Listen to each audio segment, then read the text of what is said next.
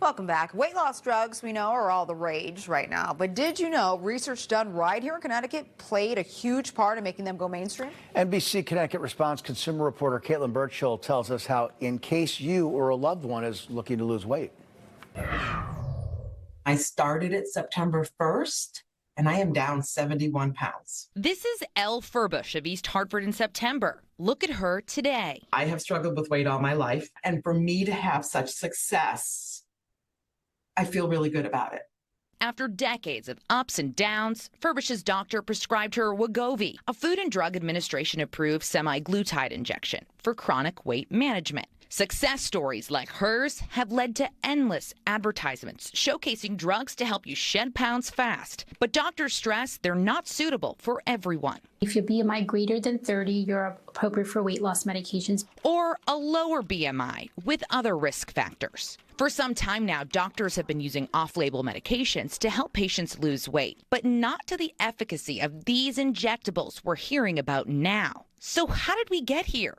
Yale Obesity Research Center has been leading pivotal trials to test anti-obesity medications, with some research sponsored by drug companies. You may have heard of Zepbound or Mounjaro. Those are the brand names for tirzepatide. It was originally FDA approved just for diabetes until Dr. Anya Yesterboff led its latest trial in New Haven for use on obesity patients. It was a global trial including over 2,000 participants, including participants here in Connecticut. And what we found was that with 72 weeks of treatment with tirzepatide, on average, individuals lost up to 22.5% of their total body weight. This study, published in 2022, led to tirzepatide's FDA approval for weight loss last year. But don't let Dr. Yesterboff hear you call this a weight loss drug. She stresses it's not just about slimming down. It's an anti-obesity medication.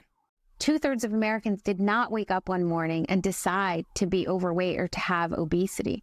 And now we have the tools to help treat our patients and to treat that underlying biology. She explains these anti-obesity medications mimic special hormones, re-regulating how much fat our body wants to carry, as our bodies have been negatively impacted by the world around us. Highly processed foods, lack of sleep, exercise, stress. When we're treating obesity, in essence, we are able to potentially prevent, mitigate, or treat hundreds of other diseases.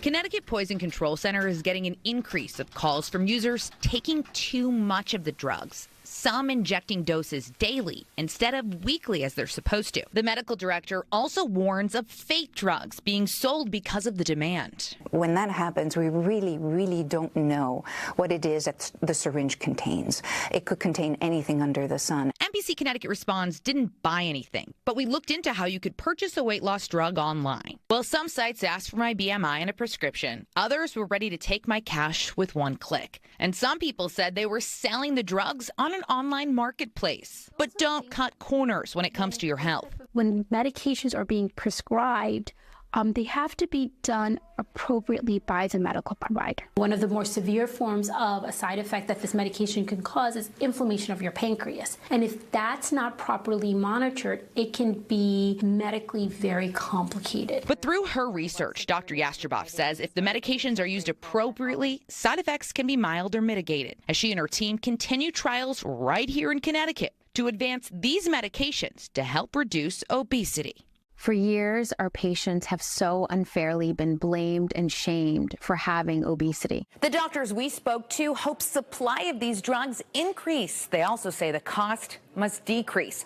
Dr. Umanshankar says less than 20% of her eligible patients get insurance coverage for the drugs, costing some thousands of dollars a dose. The East Hartford woman we spoke to says she's thankful hers is covered. For NBC Connecticut Response, I'm consumer reporter Caitlin Birchall.